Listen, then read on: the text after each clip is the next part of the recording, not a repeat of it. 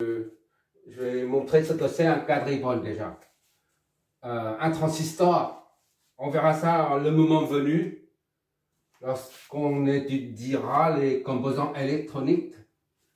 On a un transistor qui est comme ça.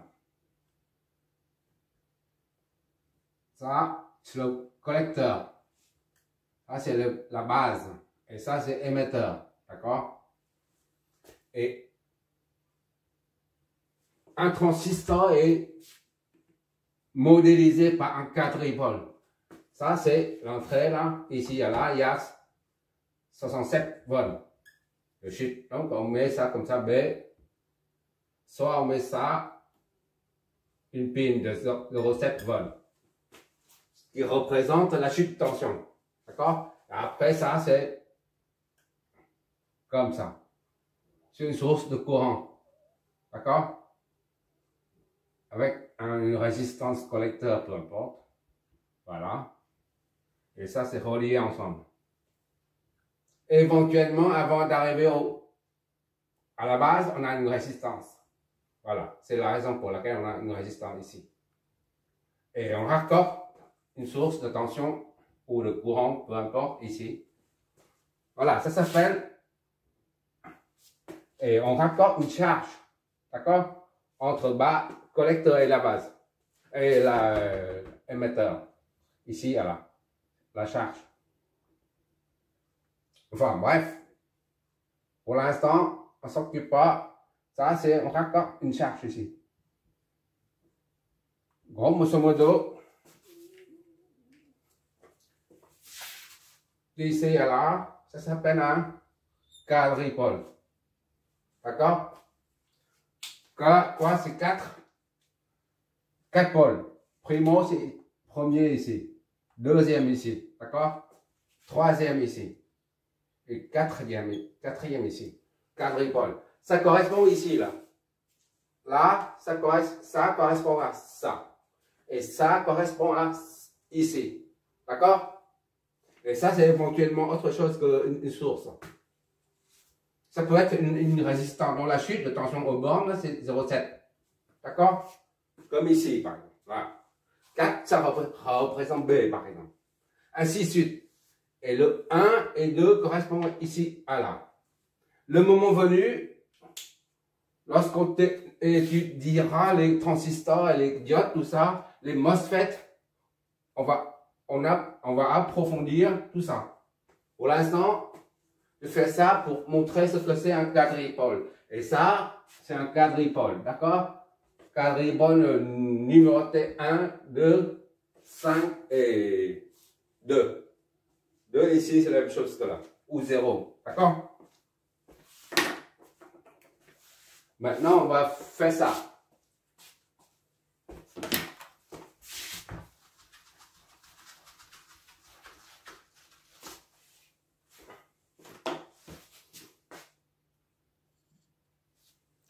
Il s'agit de déterminer quelle est la résistance de charge, c'est RC, d'accord? On n'a pas encore branché la RC au circuit, d'accord? Mais maintenant, on veut connaître la valeur de RC pour que lorsqu'elle est connectée au circuit, elle absorbe le maximum de puissance en provenance du circuit en amont de 1 et 2, d'accord? La résistance de charge RC est connectée aux bornes 1, 2. Quelle est sa valeur pour pouvoir absorber une puissance maximale et calculer la puissance maximale correspondante? Voilà. Donc, pour ça, comme d'habitude, on étudie, on cherche, il faut trouver le circuit équivalent de Tenna en amont de 1 et 2, c'est-à-dire à gauche de 1 et 2. D'accord? Et une fois on a le circuit équivalent de Tenna, ici, 1 et 2, on raccorde la charge RC. D'accord? Et on détermine RC. Maintenant, il faut redessiner ce schéma et déterminer le circuit équivalent de Tenna. Donc, on oublie ça. comme si on l'enlève. D'accord, ça n'existe pas. Le circuit, là il s'agit d'une source de tension indépendante. Le calcul de RTH, calcul de RTH, voilà. Pour calculer la résistance équivalente de Thevenin, il faut court-circuiter la source de tension indépendante, d'accord? Tandis que là, il s'agit d'une source de tension dépendante. On ne peut pas la neutraliser, on la laisse comme ça. On court-circuite seulement celle-là. Et on injecte un courant dedans.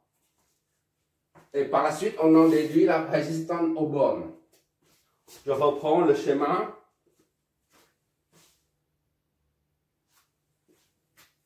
Là, je remets R1, R2 et la source de tension dépendante, ainsi que R3, R4. Les bornes 1, 2. D'accord? On enlève la charge. Et là, il faut court-circuiter la source de tension indépendante. Donc, pour court-circuiter, il suffit de mettre un conducteur. Voilà.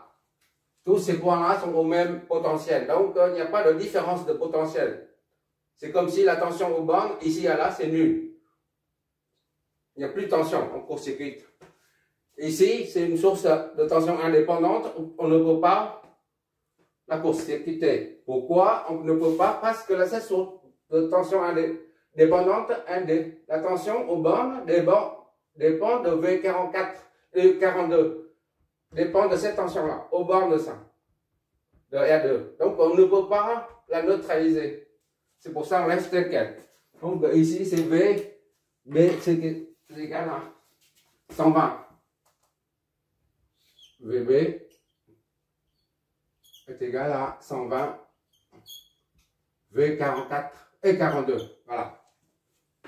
Et quoi d'autre? Voilà, maintenant, on a le circuit qui permet de calculer la résistance équivalente de Thevenin. Et là, on injecte, puisqu'il y a une source de tension qu'on ne peut pas neutraliser, eh ben, il faut injecter un courant dedans via une source de tension ou de courant externe. Et pour ce faire, on utilise une source de tension unité de 1 volt pour simplifier les calculs. D'accord? Tu peux mettre 20 volts ou 15 volts, ça n'a pas d'importance. Voilà. On met une source de tension indépendante de 1 volt. 1 volt. On va appeler ça VC. VB, VC. A, B, donc on met ça VC. C'est égal à 1 volt.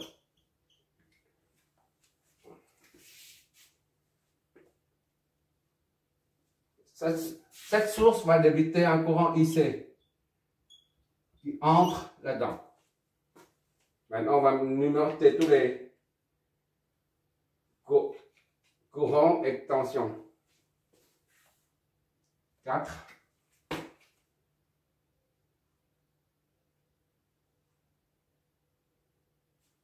Le courant qui passe dedans, on l'appelle I3. Et ça, c'est I4. D'accord? Qu'est-ce qu'il nous reste? On considère ça comme 0 volt de référence. 0 ou 2, c'est la même chose, d'accord? Le nœud 0 ou le nœud 2, c'est le même nœud. Maintenant, il faut flécher l'œil. Ça, c'est 3, ça, c'est 1, 3, 2, 4 et 5. 5, c'est le même que 0, c'est le même que 2. D'accord? C'est le même point. Maintenant, qu'est-ce qu'il faut encore? Les flèches de tension. Ça, c'est le courant qui passe en haut. Ça, c'est V3, 0. 3, 0. V10, ou V12. On appelle ça V10. V10. D'accord? V, non mais non. C'est ça. V10. Et après V13. Un récepteur aussi V13. V13. Qu'est-ce qui nous manque? V10, c'est la même chose que V12, d'accord? V12 ici. C'est la même chose que VC. D'accord? Bon, on peut calculer maintenant. On y va. V2 est égal à V0. V2 est égal à V0 est égal à 0 volt. D'accord? Parce que c'est la masse fixée arbitrairement à 0 volt. V5, c'est la même que V0. 0 volt. D'accord? V1, V12 ou V10, c'est la même chose. V10 est égal à VC. D'accord? V10, V12 est égal à VC est égal à 1. C'est la même chose que V1 moins V0 est égal à 1. V1 moins 0 est égal à 1. Donc V1 est égal à 1 volt.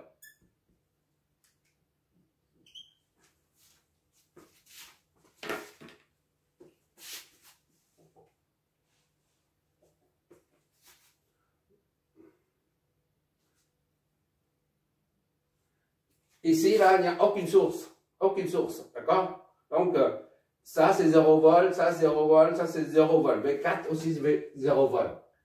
Parce qu'aucune source n'alimente ce circuit fermé, là. Donc, V4 est égal à 0 volt. Aussi,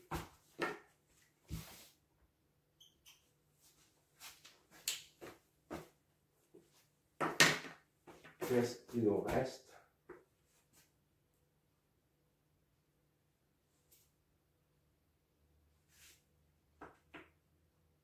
Bon, V13 maintenant. V13 est égal à V1 moins V3 est égal à R3. V13 là. R3, I3. I3 est égal à V1 moins V3 sur R3. Est égal à V1, c'est 1 volt. Moins V3, c'est combien? Oui, on n'a pas encore fait V3.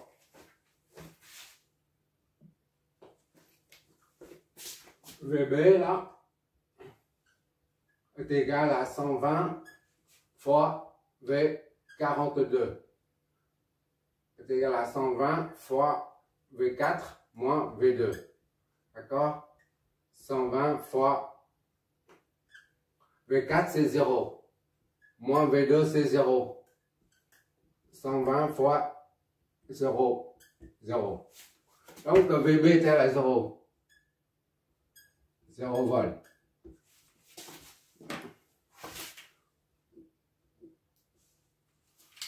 V30 est égal à moins VB. D'accord? V30 moins VB. VB. Soit moins 0. C'est à 0. Ce qui signifie V3 moins V0 est égal à 0. V3 moins 0 est égal à 0. V3 est nul. Également.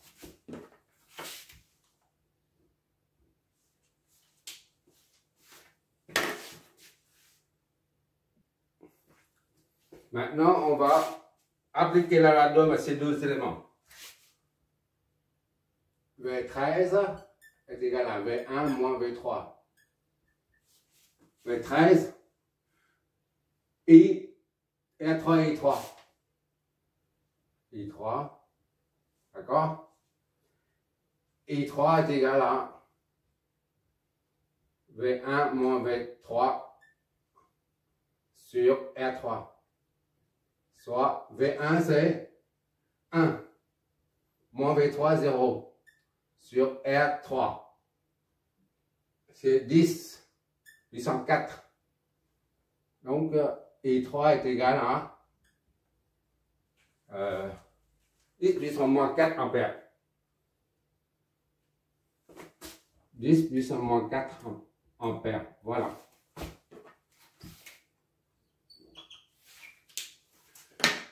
Idem pour V10. V10 est égal à V1 moins V0. R4, I4. I4. D'accord? V1 moins 0. I4 est égal à V1 moins V0 sur R4. I4 est égal à V1 c'est 1 moins V0 c'est 0 divisé par R4. 4 10 puissance 4. Donc I4 est égal à 1 10 puissance moins 4 ampères.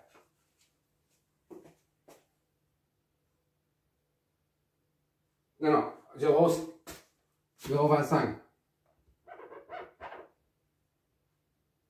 0,25. Voilà.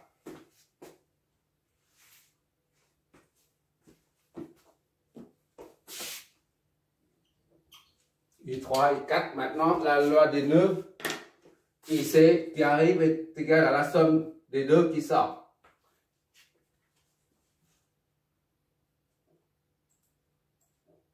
IC est égal à I3 plus I4. Je vois toujours, j'espère. D'accord. IC est égal à I3 plus I4.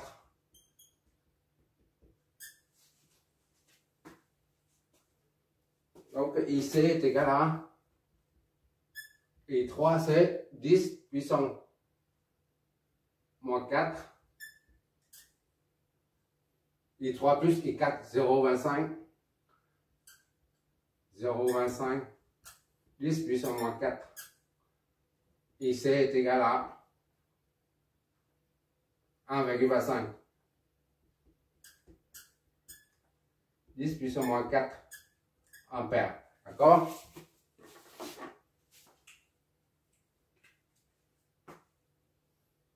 Ou 125, 10 puissance moins 6 ampères. Voilà.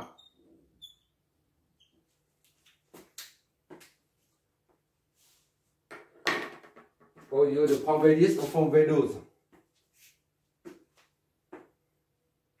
Il faut trouver la résistance aux bornes 1 et 2. D'accord?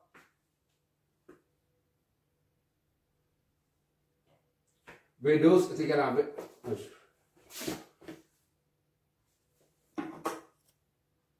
Encore une dernière ligne. V12 est égal à 1 vol. C'est aux bornes de ça. V12 est égal à VC, c'est 1 vol. D'accord? V12 est égal à VC. V12 est égal à 1 vol. 1 vol. Or,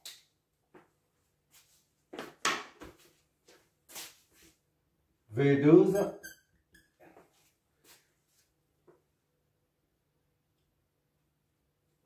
est égal à R12 fois IC. Justement, R12, on ne connaît pas. C'est pas R4. Hein. R12, c'est pas R4. D'accord? Parce qu'il y a il y a ça et ça. R12, ça est composé de ça, avec la source. R12, c'est ça. C'est pas R4, d'accord? Donc, maintenant, on a B12. Ici.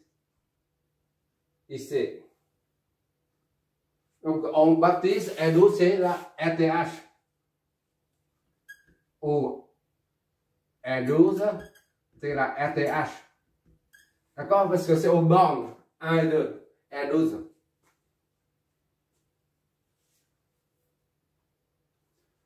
Soit B12 est égal à RTH fois IC.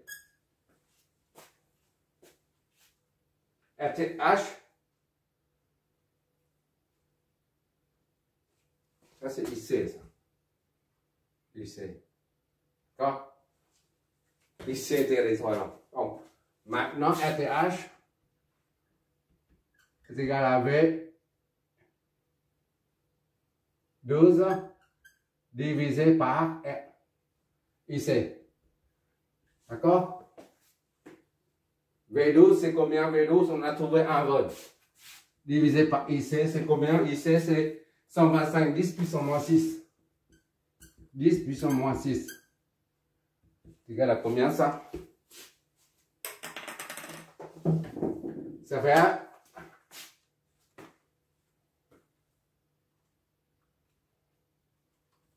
1 divisé par 125, 10 moins 6.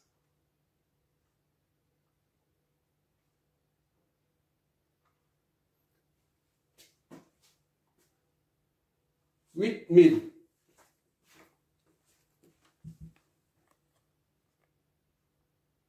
Vu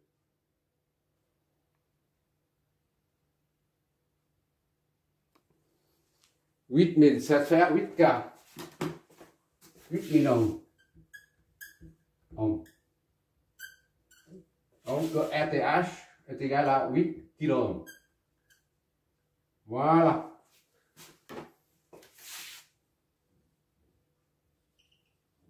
Maintenant, il faut calculer calcul de VTH.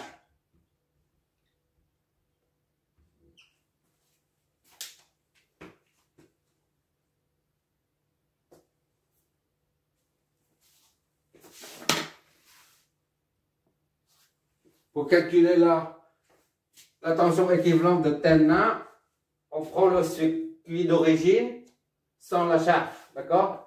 Et on évalue la tension entre les bornes 1 et 2. Tout à l'heure, on vient juste de calculer la résistance équivalente aux bornes 1 et 2. Maintenant, on utilise ce schéma, on calcule toujours aux bornes 1 et 2 pour trouver la tension équivalente, d'accord? Je vais effacer ça, y compris cette partie, et on va attaquer directement dessus, d'accord? Ou je refais le schéma. Pour calculer la valeur de VTH, je repris le schéma d'en haut d'origine là. J'ai effacé, c'est l'autre. La source VH remet la résistance ainsi que R2, d'accord? La source dépendante, je la remets ici, R3, R4, rien n'a changé. Maintenant, il s'agit de donner un sens au courant, supposer un sens du courant, au décourant. On va supposer qu'ici, il y a un courant I1 qui sort d'ici, I1. D'accord? Après, I1 qui descend. 1 qui descend ici. Voilà.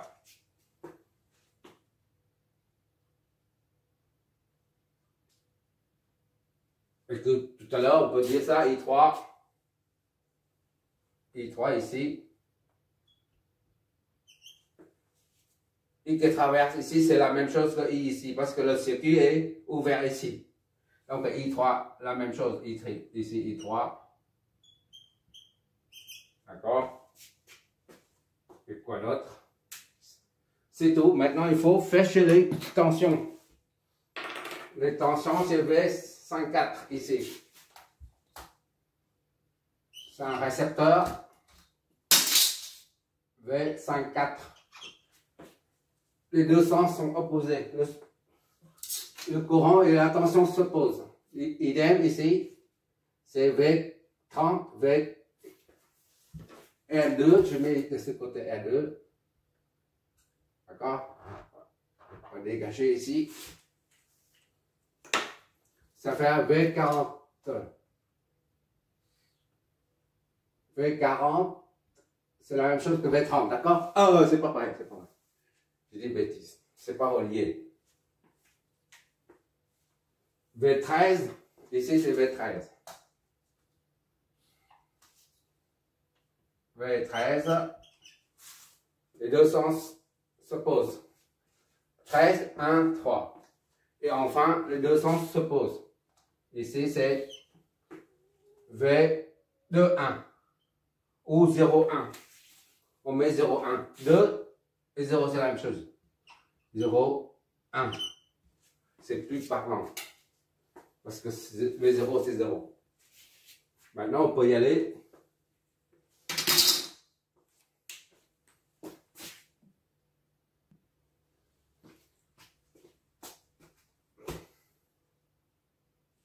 V2, le potentiel au point 2, c'est le même que celui au point 0. Donc V2 est égal à V0. Or V0 est fixé à 0. Donc V2 est égal à 0 volts. Première chose.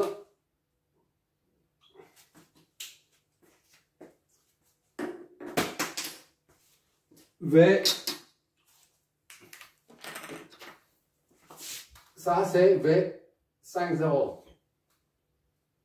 5, 0, d'accord? 5, 0. V5, 0. V50 est égal à V5 moins V0 est égal à la tension aux bornes de la source, c'est-à-dire VA. D'accord? Donc, V5 moins 0, V0 c'est 0, VA c'est 8. Soit V5 est égal à 8 volts. Voilà.